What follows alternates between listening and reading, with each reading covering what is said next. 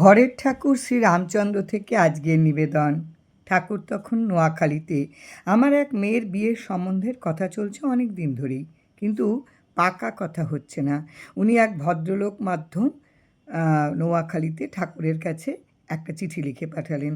তাতে লিখলেন যে মেয়ের বিয়ের কথা অমুক জায়গায় হচ্ছে, ঠাকুর আশীর্বাদ করলে সেখানেই হবে ইত্যাদি। সেই ভদ্রলোক কর্তার চিঠি নিয়ে নোয়াখালীতে গেলেন। ঠাকুরকে প্রণাম করলে পর ঠাকুর তার পারিবারিক কুশল বার্তা জিজ্ঞেসে করলেন। তিনি ঠাকুরের প্রশ্নের উত্তরে দিয়ে চিঠিটা দিলেন। চিঠিটা পড়ে ঠাকুর বললেন, গিয়া কইবেন আশীর্বাদ করছি।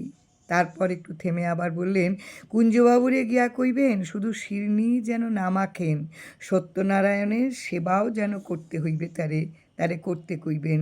পত্রবাহক ফিরে এসে সব কথাই ওকে বললেন।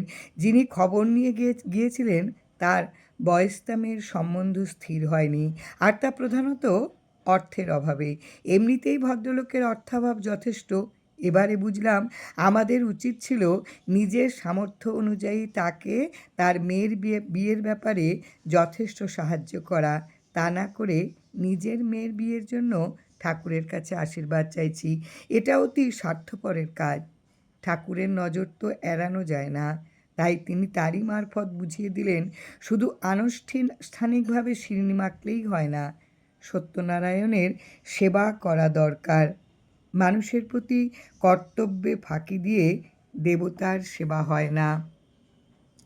এত সুন্দর করে ঠাকুর লীলার মধ্য দিয়ে এবং মাধ্যম দিয়ে তিনি বুঝিয়ে দেন যেন প্রত্যেকের বোঝা যায়। জয় রাম।